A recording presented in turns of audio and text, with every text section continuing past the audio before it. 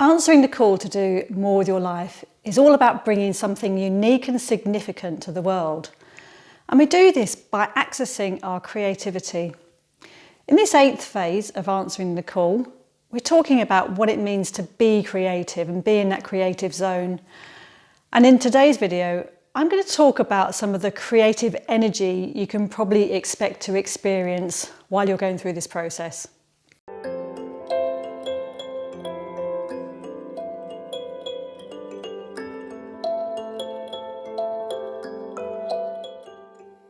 If you haven't seen my work before, I work on the principle that all human beings are creative and we all have access to this creativity, and even more important to that, it's our duty here on earth to create something unique and significant, to leave our legacy and transcend time. And I talk very much from my own experience, so today's video is going to be my experience of the creative energy that I have encountered as I've been through this process. And it's been a little bit like being on a roller coaster, I have to say. There's been many highs, many lows, many challenges, many successes, and overall it's been pretty fun and pretty exciting. I can't say that it's been a boring process at all. That's the one thing I can't say. And sometimes I feel like I've just got to hold on and go with it. So what I've experienced is this range of energies, as I've talked about highs and lows. And it really starts off with the genesis of creativity, which lies within some kind of uncertainty.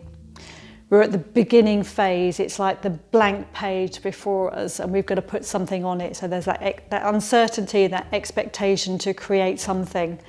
And this can be a challenging phase to be in. Being in uncertainty, it can raise all sorts of anxieties, and often it's very easy to get stuck in this place. It's very easy to get overwhelmed by that anxiety. I spoke in the last video about how one of the lowest times in my life was when I found the absolute necessity to be creative. And being creative can be such an important outlet for those difficult emotions and that anxiety. So if there is something that you're experiencing around uncertainty and anxiety, I really recommend getting in touch with creativity as a way of expressing that. And as I said, I spoke a bit more about that in my last video. In later videos, I'm going to talk a bit more about each of these processes as themselves. So I'm going to talk about the opportunity of uncertainty and how to work with that. Then the next energy, the next phase that I've experienced along this is the excitement of creativity. Being in touch with something, starting something out and being totally engrossed and taken away by that. And being in the excitement of that particular project. So for me, this often comes about through my writing, but also through my coaching.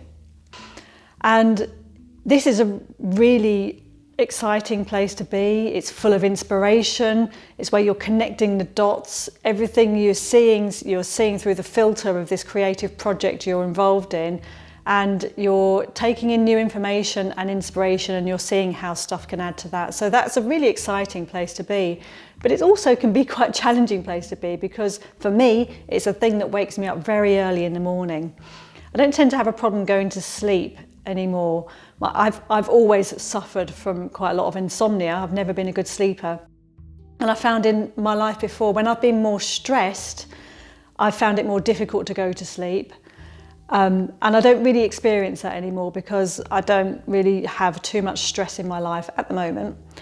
But what I find is this excitement of creativity can wake me up very early in the morning. So this is where my insomnia kicks in. So I can, at the crack of dawn, be awake and really inspired. The brain engages immediately with all these ideas that are going on, and that can be a very difficult energy to manage. So again, I'm going to talk about how to work with that in a later video, and how I've learned to work with that in a later video. And then the next stage is probably the most exciting stage. It's about being in that creative flow. You're really engaged with what you're doing. You're really in the moment with your creativity, and this is such a rewarding and lovely place to be in itself. And the way I've experienced this creative flow has been a bit like being a channel.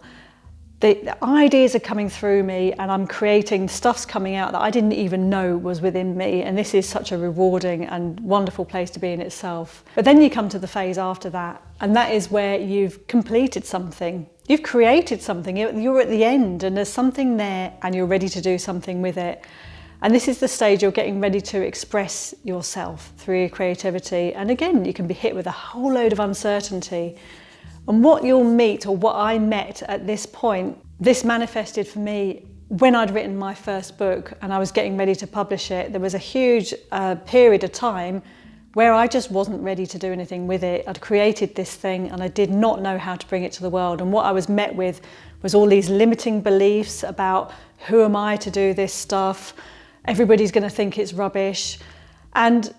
But ultimately I had this thing to bring to the world and I wanted to do something with it. I wanted to do it justice. On the one hand, I was really proud of this piece of work I'd done, but then on the other hand, I was met with all these internal judgments, all these negative voices.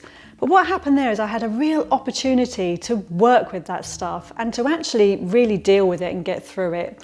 And I'm going to talk about how I did that in a later video.